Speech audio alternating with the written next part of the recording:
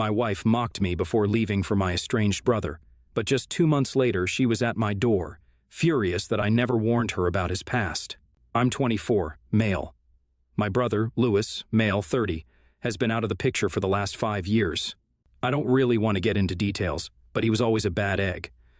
My mom and dad tried to put him on the right path, but he systematically took advantage of their forgiveness by emotionally manipulating them every time he screwed up. It took a long time for my parents to accept that Louis was beyond any redemption, and they finally cut him off when he stole a family heirloom to pay for his and his then-girlfriend's drug-fueled vacation. Since then, he's been floating around the country doing God knows what. I have always been the polar opposite of my brother personality-wise. Some would say I'm boring, and maybe I am. I was never a party hound, I don't drink a lot, and all my hobbies are kind of low energy. I'm also an introvert with a really low social battery. Of course, I don't care about what people think about me, and I'm not exactly looking to change my personality, but it had started affecting my wife, Barbara, female, 25. Bob and I met online and shared a lot of common interests. We bonded over things like Lego, reading, and our love of music. Honestly, it was crazy how compatible we were. I had dated people before her, but it was always a clash of personalities and never seemed to work out. With Bob, things just felt right. We got married just last year and have been dating for 2 years. After our marriage, though, my wife's personality has slowly changed, and she's a lot more outgoing than before.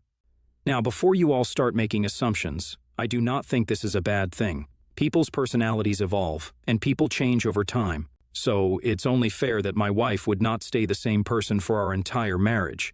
It would be weird if she did. As for the problem of personality clashes, obviously that happened with less serious relationships, but I was willing to put in the work to change for my wife. She was getting into clubbing, going out to parties, and stuff like that. Initially, I tried to accompany her and get into it, but it was just too exhausting for me. I was open about my feelings, and the both of us talked it out. We decided that it's okay to have separate activities, and it's just a part of the relationship evolving. I won't lie, before this we were super clingy and did everything together, but that also worked well for us. So from that point onwards, my wife and I spent a little more me time than together time. When she would go out clubbing, I would work on my models or hang out with my friends on Discord. I would love to say that our communication helped us form an even stronger bond, but unfortunately no. Bob didn't just have me time, she had nothing but that. I barely got to see her except at night and in the morning. Both of us were busy with work during the day, and I was the only one putting in effort to have date nights or do things together, which both of us thought were fun. Barb would come for these dates, but it always felt like she was tagging along and would prefer spending the night dancing out on the floor with her girlfriends. The relationship was slowly dying, and I felt like it would have to end unless I saw more effort from my wife. I sat her down and offered her an ultimatum, that she would have to work on our relationship or we should split up. The confrontation went nothing as I imagined, because Bob just looked at me with a blank face while I was pouring my heart out, and when I was done she just laughed without missing a beat. She said, "Let's break up, I don't care." I was devastated, and when I pushed her on it, Bob told me the real reason she had given up on our relationship. She had been seeing someone else. A new DJ had been at the club she frequented over the past month, and they had quickly been attracted to each other. She said that he was exactly like me, but not boring. You can imagine what that was like to hear. She left the house. I served her divorce papers, and the proceedings are currently ongoing. She didn't really fight the divorce or ask for any alimony, so that was a silver lining, I guess. For the next 2 months, I was a train wreck. My friends were super worried about my well-being because I had just sunk into myself. I wouldn't chat with anyone or even go out of the house. I was just insecure about my personality, my role as a husband, and whether anyone even loved me. Of course, that all sounds super melodramatic, but it was my first serious relationship, and it ended up with my humiliation. I wanted nothing to do with Barbara, but I couldn't stop myself from checking out her social media. It was a bad habit, I know. She was already posting pics with this new guy, and he looked surprisingly familiar. I wasn't 100% sure, but it seemed like she had begun dating my brother. He looked a lot worse than when he left, and I wasn't sure that it was him. I decided to ask my mom about it because I had a sneaking suspicion that she kept in touch with Louis and sent him money now and then. It was tougher on her than it was on Dad, and he's still processing the whole thing, so imagine that. When I show my mom the pictures, she almost got hysteric and apologized for hurting me. When I asked her, "Mama, what's the matter?" she told me that she knew Louis was in town. He had come to borrow money from my mom, and after that ended up moving into a crappy apartment someplace close by. Mom sometimes snuck away to visit him and would see that he was still living a bad life, but she gave him money, food, and whatever she could muster. He barely told her anything and, to be honest, only saw her as a piggy bank, but she did know that he had started seeing someone new. Of course, when she put two and two together, it became obvious that someone was my wife. I reassured her that she didn't know and in no way facilitated the shitty end to my relationship, since it was coming to a close anyways. I did keep in touch with Bob purely for matters related to the divorce, but now I began to feel like I should ask her to stay away from Lewis. I knew what he was like, and I was certain he was going to screw with her in some way. I was petty enough to let that happen, but it also felt like Barbara would take it as me trying to impede her relationship. To test the waters, I texted her and said that I had found out that the guy she was dating was my estranged brother. That's it. She replied with, "Oh lol, that's why he's like a better version of you." That response alone made me sure I shouldn't tell her about why he was estranged, and I put it to the back of my mind. My mental health was more important. Of course, I ended up being right about that because she showed up at my doorstep, ugly crying, just 2 days later. She wanted to suss out whether I had a way of contacting Lewis because he had stolen all of her money and skipped town. I told her that I'll get his number from my mom and told her she could come to spend the night on the couch if she needed it. When we were talking, the story of why Lewis was estranged came out, and she got really angry at me for not telling her the full story. I'm usually a cool and composed person, but I blew up at her. I went off about how terrible she was. I don't think she expected that, and eventually, I kicked her out. I know that Barbara is facing a crisis right now, and some part of me thinks that I should have warned her regardless, because at least then she wouldn't be as shocked about what happened. I know she wouldn't have heeded my warning, but at least I would have warned her. Tia.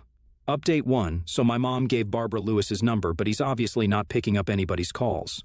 It's impossible to know where he is or what he's doing. In the meanwhile, my soon-to-be ex-wife is suddenly remorseful, wants another shot at fixing things. I will admit, some part of me wants to slip back into the comfort of a committed relationship, and I feel like if I hadn't made this post, that's what would have ended up happening. Thankfully, the comments here have made me feel really supported and validated my self-worth, so I won't give in to the urge. I will have a conversation with Bob where I let her know that I'm not going to give her a second chance and that she should stop asking for one. Update 2, I put my foot down with Bob, and she's having a full-on breakdown. It's clear what her reason was for trying to get back with me money. After Lewis drained her bank account, she can't pay her rent, bills, and anything. I told her that it isn't my problem, and now she's threatening to make the divorce a lot messier in her demands for alimony. I'd be worried if she hadn't shot herself in the foot by being so passive about the divorce in the first place. I said, "You can go ahead and try, but unless the judge orders it, I won't send you a single penny." Update 3. As you may have guessed, I am not required to pay Barb a single penny, but my mom is feeling super guilty about the position Lewis put Barb in, and she's offered to help her out with money until she finds a way to save up. I honestly don't agree with this because I think I've built up a lot of anger towards Bob, but it's her choice at the end of the day, is purely financial, and at least my mom isn't supporting or condoning her actions. NTA. I think that's pretty obvious. My bigger issue is with your mom, though. If you say she's not condoning it, why isn't she letting Bob face the consequences of her actions? I get that she feels guilty and obligated, but I feel like your mom is too soft. That's how Louis got money out of her, too. NTA. I'm glad you stuck up for yourself and didn't take her back, man. My wife and I have been married for 10 years and we also grew into different hobbies and interests, but I'd say it's made our love stronger. For you and Bob, it just feels like you deserve better. Next story, my ex-wife and I have been separated for 5 years and have an 8-year-old son together, and she got remarried last year. I tried to be very intentional of the time I spent with my son. Over the last year and a half, we've gone on 4 big trips traveling to Nicaragua, Vietnam, Alaska, Colombia, as well as lots of smaller trips around the U.S., visiting cities, camping, and doing various outdoor activities. I love to take photos and well document our trips, however, I don't have any social media to share the photos on, and will send family and my ex some of the photos over email. My son also likes to draw and journal our trips. I feel sad that my ex-wife misses out on half of this life, especially when he's getting so many new experiences. I decided to put together a photo album of the last year and half featuring photos of our son. Photos he took, other relevant photos. Photocopies of some of our son's drawings, as well as notes he made about various things. Asan helped me make it, and my son gave it to her for her birthday last week. When he gave it to her, he must have told her it was from me, as well as she texted me to thank me and said she loved it. Her husband was less than pleased and sent me messages telling me it was inappropriate and creepy to give it to her as a gift. He also accused me of trying to win her back. I'm not. I have a girlfriend when I just wanted her to have something that gives her a glimpse of the moment she's missing out on with our son. My stepsisters agree with her husband, and it was a little weird I gave her an intimate gift, but I don't view it that way. Atia? NTA. Most of the comments have covered all these bases perfectly, but the only thing I would like to add is that I find it somewhat concerning that her husband is contacting you at all. In co-parenting arrangements, it's usually best to keep the discussions between the actual parents. As valuable as step-parents can be, they should not interfere in the co-parent relationship. They also need to understand that the child's needs for stable relationships with his parents do not end when there is a divorce or marriage. Kids thrive best when divorced parents get along, and step-parents are supportive of that. I'm curious if this is the first issue that has come up. If so, and that would surprise me. There should be a tactful discussion with your ex-wife about this situation, and you can look for ways to try to mitigate the new spouse's insecurity before things get worse. NTA. This was a very thoughtful gift that you and your son put together to help share his experiences with his mom. Her new husband sounds like an insecure and immature person that is obviously frightened by the bond with your son and good co-parenting relationship with your ex-wife.